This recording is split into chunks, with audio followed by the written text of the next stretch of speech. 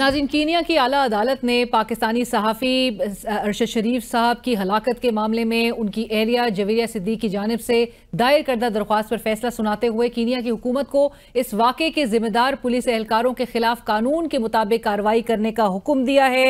7 दिन के अंदर उनको उनके अटॉर्नी जनरल को हिदायत जारी की गई है कि उनके वर्सा से पब्लिक अपॉलॉजी जो है वो माफ़ी मांगी जाए, साथ साथ जो कॉम्पनसेशन है वो भी अदा किया जाए। हमारे साथ इस वक्त हमें ज्वाइन कर रही हैं शहीद अरशद शरीफ साहब की एहलिया जवेरिया सिद्दीक साहिबा। हम उनसे बात करेंगे उनका क्या रद्द अमल है आज के इस इतने बड़े फैसले पर। जवेद साहिबा, अस्सलाम वालेकुम, thank you for joining us, बहुत शुक्रिया आपके वक्त का। जवेद साहिबा, आपने एक तवील जंग लड़ी है और आज कीनिया की रियासत जो है वो इस फैसले के आगे हार गई है। अरशद शरीफ साहब की ये जीत हुई है, आपकी ये जीत है, आपने उसको कहा कि ये पूरे पाकिस्तान की जीत है। आप उम्मीद कर रही थी कि इस किस्म का फैसला आएगा? जी, मुझे उम्मीद थी, क्योंकि ये 1 साल से हियरिंग चल रही थी और जज साहिबा जो है वो उन्होंने मुझे 2 दफ़ा सुना और मैं बहुत रोई और वो तब भी मुझे तहम्मुल से सुनती रही और मुझे बहुत दुख और अफ़सोस हुआ कि मेरे मुल्क में 18 माह से मुझे किसी ने इस तरह नहीं सुना। और वो गैर मुल्की थी और मैं उनके लिए गैर मुल्की थी, लेकिन उन्होंने मेरी तमाम तकलीफ और तमाम चीज़ों को जो है वो मद्देनजर रखते हुए इस फैसले को जो वो लाई है। लेकिन मेरे वकील ने बहुत बेहतरीन, ओएचएल ड्वेडले का मैं यहाँ पे जिक्र करूंगी, बेहतरीन मुकदमा लड़ा, तमाम कवानीन का हवाला दिया, आलमी भी और कीनिया के कवानीन से भी। तो वहां की जज ने अपने इदारों के खिलाफ जो है जाते हुए फैसला दिया एक गैर मुल्की शहरी अरशद शरीफ के लिए और जवेरिया सदीक के लिए कि इनको इंसाफ दिया जाए, इनसे पब्लिकली अपोलोजाइज किया जाए, उन पुलिस वालों को सजा दी जाए जिन्होंने अरशद के ऊपर जो है वो गोली चलाई। यहाँ पर आज एक बहुत अहम नुक्ता जो है वो माना गया है, वो ये है कि ये मिस्टेकन आइडेंटिटी नहीं था, ये टारगेट किलिंग थी। अरशद शरीफ को जो है वो जो पाकिस्तान में धमकियां मिली थी उन्हीं लोगों के वहां पर जो है वो कीनिया में कत्ल करवाया गया। तो इसलिए मेरे लिए केस बहुत अहम था और तकरीबन 1-1.5 साल से मैं इस पे काम कर रही थी और मैं बहुत पुरुमीद थी कि वहां की अदलिया मुझे जो है वो इंसाफ देगी। जवेद साहिबा, आपने जिस तरह से कहा कि आपको जिस तरह से कीनिया की वो जस्टिस सेला साहिबा ने सुना, 18 माह में आपको पाकिस्तान में कभी किसी ने इस तरह से नहीं सुना। 13 जून 2023 से अदालत उज़्मा ने दोबारा ये केस टेकअप नहीं किया। आपको पाकिस्तान में इंसाफ कब होता नजर आ रहा है?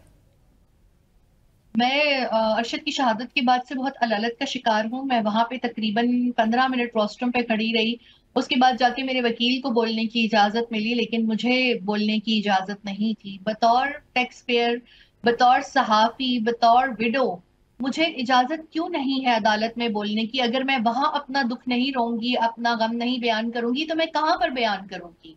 तो पाकिस्तान में जो सोमोटो हुआ था दिसंबर 2022 में, उसकी 1 साल से कोई हेयरिंग ही नहीं आई। तो अभी जो है वो यहाँ पर अरशद शरीफ के जो कातिल हैं वो आजाद घूम रहे हैं और उनको कोई सजा नहीं हुई। तो मुझे बहुत मायूसी होती है कि कीनिया की अदालतों का मयार जो है वो हमारी से ज्यादा अच्छा और बेहतरीन है और वो आलमी रैंकिंग में भी हमसे ऊपर है। इसीलिए आज मुझे एक गैर मुल्क में अपने शोहर के लिए इंसाफ मिल गया, लेकिन अपने मुल्क में अपने शोहर के लिए इंसाफ नहीं मिला, बतौर शहरी, बतौर टैक्स पेयर, बतौर सहाफी। जवेद साहबा, जिस तरह आपने भी अभी मेंशन किया और इस जजमेंट में भी ये बात मेंशन है कि पुलिस एहलकारों के खिलाफ जो है, चूंकि उन्होंने वायलेट किया है अरशद साहब की जो राइट टू लाइफ है, राइट टू डिग्निटी है, राइट टू फ्रीडम है, उसको इतना ब्लेटेंटली वायलेट किया गया। सो इनके खिलाफ जो तादीबी कार्रवाई होगी, आप इस कार्रवाई को फॉलो करेंगी? जी बिल्कुल, इस कार्रवाई का आगाज आज से ही हो गया है और अगर ये कार्रवाई वो नहीं करते तो उन पर मजीद जो है वो जुर्माना आयद कर दिया जाएगा। मेरी अपनी जो इस्तदा थी उसमें किसी किस्म का जुर्माना या हर्जाना जो है वो मैंने क्लेम नहीं किया था। ये जज ने हमें खुद जो है वो एक रिलीफ दिया है। लेकिन फॉर मी, मेरा मेन जो एक जो प्रेयर थी वो पूरी हुई है, वो ये कि एक तो ये मिस्टेकन आइडेंटिटी नहीं थी, ये टारगेट किलिंग है। दूसरा, उन तमाम अफसरान को सजा दी जाए और हमारे साथ तमाम तहकीकात को शेयर किया जाए। हमने तमाम जो जितने बैनुल अक़वामी कवानीन है और जो कीनिया के कवानीन है और इंसानी हकूक का चार्टर है उसके हवाले दिए थे। और मैंने और मेरे वकील ने, जो कि पाकिस्तान में मियां अली इशफाक और साद बुट्टर मुझे रिप्रेजेंट करते हैं, यहाँ पे भी हमने पूरी तहकीक करके एक जिल्द जो है वो सुप्रीम कोर्ट को जमा करवाई थी कि इस तरीके से हम आलमी तौर पर जो है वो अरशद के लिए इंसाफ ले सकते हैं, लेकिन वो शायद किसी अलमारी में पड़ी हुई धूल जो है समेट रही है। जवेद साहब, कितनी डेस्परेटली आप मुंतजर हैं इस बात की कि ये तमाम जो ट्रेल है, स्टार्टिंग फ्रॉम द फैक्ट कि जब अरशद साहब के खिलाफ मुकदमात दर्ज किए जा रहे थे, जो झूठे मुकदमात दर्ज किए जा रहे थे, और वो किस तरह से प्लीड कर रहे थे चीफ जस्टिस साहब से, सदर मुमलिकत से, वजीर आजम उस वक्त और जो कि मौजूदा वजीर आजम भी हैं, और उनको किस तरह से पाकिस्तान से जाने पर मजबूर किया गया, उनकी जिंदगी को कितने थ्रेट्स थे, और फिर उनकी जो असैसिनेशन है वहां तक, ये पूरी ट्रेल जो है वो मंजरे आम पर आने के लिए आप किस हद तक मुंतजिर हैं कि ये आनी चाहिए, और आपको किस हद तक यकीन है कि ये सब कुछ सामने खुलकर आएगा?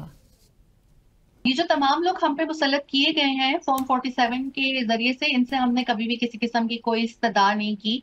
इन्होंने बतौर इतने बड़े ओहदों पे बैठे हुए अपने शहरी के लिए कभी कीनिया से इंसाफ नहीं मांगा।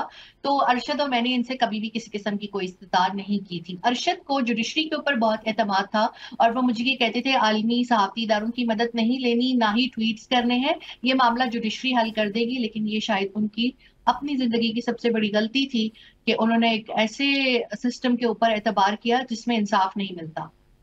जवेद साहबा, 2 साल से आप चूंकि ये जंग लड़ रही हैं और अभी आपने आधी जंग ये जीती है, अभी आधी जंग जीतना बाकी है, आप क्या इंटरनेशनल कोर्ट ऑफ जस्टिस जाने का इरादा रखती हैं? ये तो आने वाला वक्त बताएगा। अभी तो फिलहाल जो है मैं पाकिस्तान के केस को दोबारा से रिवाइव करने की कोशिश करूंगी। उसके बाद फिर जो दीगर दस्तयाब फोरम्स होंगे, मैं और मेरा खानदान वहां जरूर जाएंगे। और आखिर में पूरी कौम के लिए क्या पैगाम होगा, और साथ साथ चीफ जस्टिस ऑफ पाकिस्तान के लिए क्या पैगाम होगा जिनसे आप उम्मीद रखती हैं बहरहाल कि ये केस जो है वो टेकअप किया जाए?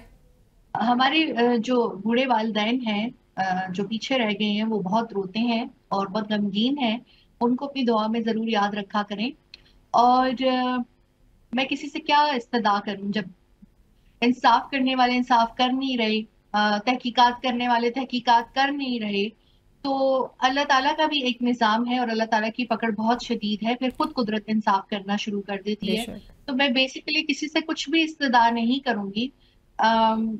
बट अगर निज़ाम कभी बदला और अच्छे लोग वो आ गए फॉर्म 45 वाले, फिर डेफिनेटली मैं जरूर मुख्तलिफ शख्सियात से इस्तदा करके अपने शौहर के लिए इंसाफ और इदारों से इंसाफ की अपील करूँ। जवेद साहब, ये भी ज़रूर बताइएगा और नाजरीन के साथ शेयर करिएगा कि इस पूरे अरसे में नेचुरली आप जिस जिस जिस जिस कर्ब से आप गुजर रही हैं और जो स्ट्रगल है आपका, वो जाहिर है कि कोई और शख्स जो है उससे रिलेट नहीं कर सकता, लेकिन ये ज़रूर बताइएगा कि इस 2 साल के अरसे में क्या वो चीज़ थी कि जिसने आपको मोटिवेट किए रखा कि आपने अपनी ये जुस्तजू, आपने ये इंसाफ और ये इंसाफ का हुसूल जो है वो हासिल करके रहना है। क्या चीज़ आपको मोटिवेट करती थी? बेसिकली मैं कुरान क्लासेस का हिस्सा हूँ, तो कुरान पाक ने मेरी जिंदगी के अंदर बहुत एक अहम रोल अदा किया है। और मैं अब से नहीं, मैं कोविड के ज़माने से 2020 से इसका हिस्सा हूँ। तो वो एक मेरी स्ट्रेंथ बनी और इसके साथ मेरे साथ बहुत अच्छी ख़वातीन का एक सपोर्ट सिस्टम है, जो कि मेरी दोस्तें हैं, मेरी कोलीग्स हैं, मेरी बहनें हैं, मेरी अपनी कम्युनिटी मीडिया से हैं। तो ये सब जो है इन्होंने मुझे बहुत मोटिवेट किया। और पाकिस्तान की आवाम कि हम जहाँ जाते हैं तो ताजीमन लोग खड़े हो जाते हैं, नजरें झुका लेते हैं, बड़े दस्ते शफ़क़त रख देती हैं, ख़वातीन हाथ चूम लेती हैं। और ये मोहब्बत ताज़ीम हमें से अरशद शरीफ शहीद की वजह से मिली। और मैं ज़रूर अब जवेद आपसे ये बात ज़रूर शेयर करना चाहूँगी कि अरशद शरीफ साहब की कब्र की मिट्टी, चूँकि उस और कब्र पे हमेशा से फूल ऐसे लोगों ने बिखेरे हुए होते हैं, ऐसे निछावर किए होते हैं, हर वक्त जब भी इंसान जो है वो रुख करे और जब भी जाए कब्रिस्तान, एक खातून वहाँ पर ज़रूर मौजूद थी जिन्होंने कहा कि मैं ये फूल लेकर आई हूँ, मैं उनको जानती नहीं थी, मैं एक पाकिस्तानी हूँ और ये बिल्कुल मेरे बेटे की तरह है। सो मैं ये ज़रूर आपसे शेयर करना चाही थी कि वो अपने बाग से, अपने घर के बाग से वो फूल चुन के लेकर आई थी। वो कहती हैं कि मेरे ये बेटे के लिए। और ये तमाम ये जो सेंटिमेंट्स हैं वो हर पाकिस्तानी, हर इंडिविजुअल के ये सेंटिमेंट्स हैं अरशद शरीफ साहब के लिए, उनकी फैमिली के लिए, आपके लिए और सबके लिए। बट हम ज़रूर दुआ करते हैं, आपकी हिम्मत को सलाम करते हैं कि आपने जिस तरह से ये स्ट्रगल जारी रखा हुआ है इंसाफ के लिए, और आज आप माशाल्लाह इसमें कामयाब भी हुई हैं। और अगरचे कि ये जंग अभी लाइक आई सेड कि ये अभी बाकी है, बट अल्लाह ताला आपको मजीद हिम्मत दे। और जिस तरह आपने कहा कि 18 माह से आपको पाकिस्तान में नहीं उस तरह से सुना गया कि जिस तरह से कीनिया की जज ने आपको सुना, सो उम्मीद यही करते हैं कि इंसाफ के भी यहाँ पर जो फोरम्स हैं उनमें आपकी सुनवाई हो, उनमें अरशद साहब को ज़रूर उनको इंसाफ मिलता हुआ दिखाई दे। पर बहुत शुक्रिया जवेरिया साहिबा, बहुत शुक्रिया हमें वक्त देने के लिए। साहब की एहलिया जवेरिया सिद्दीक इस वक्त हमारे साथ प्रोग्राम में शरीक थी, और ये बड़ी बदकिस्मती की बात है कि जहाँ पर 18 माह से वो अदालतों के का रुख कर रही हैं और दरवाजे खटखटा रही हैं, और उनको उस तरह से सुना नहीं गया कि जिस तरह से उन्होंने खुद कहा कि मुझे कीनिया की जो अदालत आलिया की जो जज हैं जस्टिस स्टेला, जिस तरह से उन्होंने उनको सुना, ये उम्मीद करते कि 13 जून 2023 से जब से ये केस पेंडिंग है सुप्रीम कोर्ट ऑफ पाकिस्तान में, ज़रूर इस केस को दोबारा फिक्स किया जाए और उसको सुना जाए। जो इंसाफ के मुतलाशी हैं अरशद शरीफ साहब खुद और उनकी फैमिली और पूरी पाकिस्तान की आवाम, वो जल्द अज जल्द हमें इंसाफ होता हुआ नजर आए। वो जो ट्रेल है कि किस सर्कमस्टांसेस में अरशद शरीफ साहब को इस मुल्क को छोड़ना पड़ा, मुल्क से बाहर जाने पर मजबूर किया गया, कौन थे जिन्होंने झूठे मुकदमात उनके खिलाफ बनाए, वो तमाम ट्रेल आवाम को जानने का हक है। और अरशद शरीफ साहब मर्डर, इनकी जो असैसिनेशन है, it's also a stark reminder of how unsafe journalist are in Pakistan. ये अरशद शरीफ साहब के बाद भी हमने देखा कि किस तरह से सहाफ़ियों पर ये जो कोएर्जन टैक्टिक्स हैं, जो उनको इंटिमिडेट करने की कोशिशें की जा रही है, उनको डराया धमकाया जा रहा है, वो सिलसिला रुकता नहीं है। लेकिन अरशद साहब ने ज़रूर एक ट्रेंड ज़रूर छोड़ दिया है, एक ट्रेंड ज़रूर सेट कर दिया है। और ये आज जो उनकी फैमिली जिस तरह से ये जंग लड़ रही है, ये वो तमाम सहाफ़ियों के लिए मुल्क के कि वो बेहतर सर्कमस्टांसेस में और सेफ एनवायरनमेंट में मुल्क में काम कर सकें। प्रोग्राम की टीम और मुझे फ़िलहाल इजाज़त दीजिए। अल्लाह हाफ़िज़।